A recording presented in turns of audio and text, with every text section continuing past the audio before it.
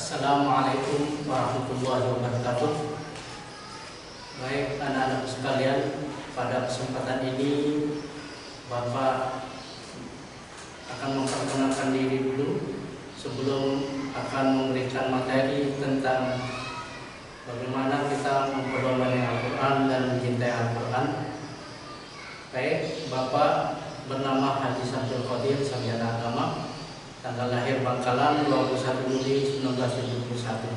Sedangkan pendidikan bisa kalian lihat di kurikulum LinkedIn Bapak, baik itu riwayat pekerjaan dan sebagainya, itu sudah ada di sana.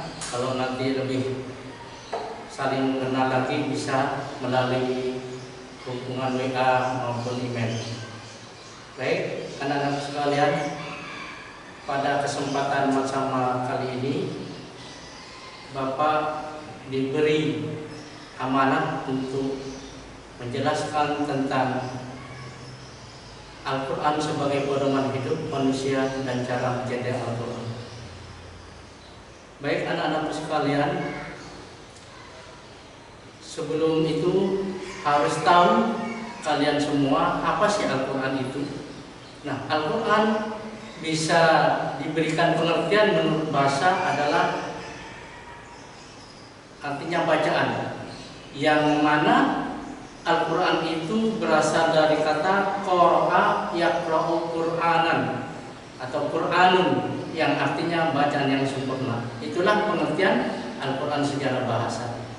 Sedangkan Al-Quran menurut istilah adalah wahyu Allah yang diturunkan kepada Nabi Muhammad SAW secara beransur-ansur melalui malaikat Jibril, dan yang membacanya akan memperoleh pahala dari Allah Subhanahu wa taala. Ini pengertian Al-Quran menurut istilah. Lalu yang kedua, kita harus tahu apa fungsi Al-Quran itu. Fungsi Al-Quran yang pertama adalah sebagai sumber ajaran atau hukum yang utama. Semua ajaran-ajaran, semua ilmu pengetahuan, pedomannya adalah Al-Quran. Ini pasti sudah jelas itu di dalam Al-Quran sebagai pedoman dari segala kehidupan di muka bumi ini. Yang kedua, sebagai konfirmasi dan informasi terhadap hal-hal yang tidak dapat diketahui oleh akal.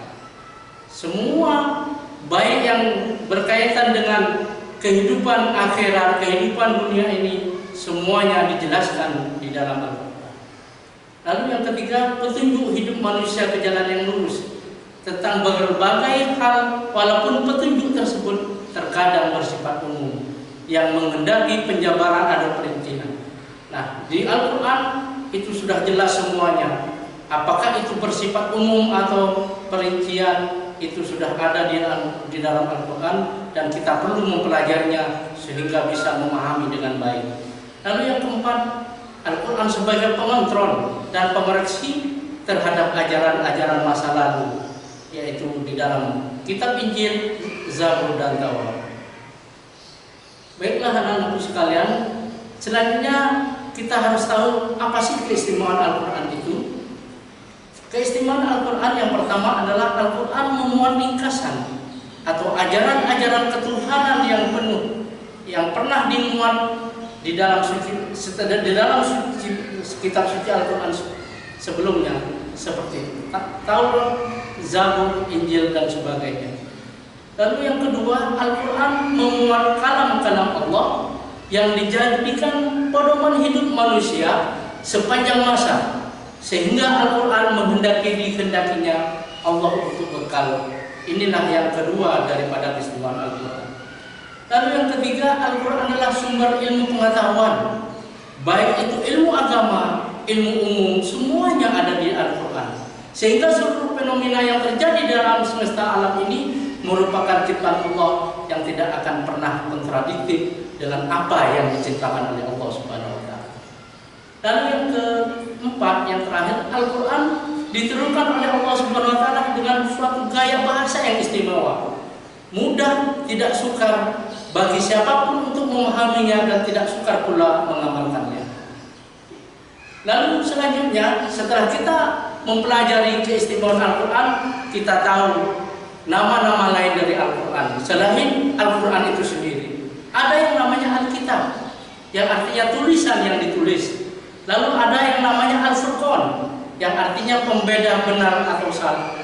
Yang ketiga atau Ad-Dzikru, yang artinya pemberi peringatan. Ada yang namanya Al-Mau'izah, yang artinya pembelajaran atau pelajaran atau nasihat. Yang selanjutnya, yang kelima adalah Al-Hukmu, peraturan hukum. Lalu yang selanjutnya Al-Hikmah, kebijaksanaan. Ada Asy-Syifa yang artinya obat atau penyembuh. Ada yang namanya Al-Huda yang artinya petunjuk. Ada yang namanya Ar-Rahmat, artinya karunia. Selanjutnya ada yang namanya Ar-Ruh, ya, namanya ruh, jiwa. Lalu ada namanya Al-Bayan, penerang. Ada namanya Al-Kalam, firman atau ucapan. Inilah nama-nama dari nama lain dari Al-Quran. Baik anak-anakku sekalian, pada kesempatan ini pula Bapak akan menjelaskan Al-Quran ini secara gamblang atau mengulang dari apa yang saya sampaikan tadi, bahwa Al-Quran itu ada dua pengertiannya. Ada secara bahasa yang artinya bacaan, ada secara istilah yaitu firman Allah yang diturunkan kepada Nabi Muhammad SAW melalui malaikat Jibril, dan yang membacanya mendapat ibadah. Mudah-mudahan apa yang Bapak sampaikan ini bermanfaat, dan terima kasih atas perhatiannya. Kurang lebihnya mohon maaf. Assalamualaikum warahmatullahi wabarakatuh.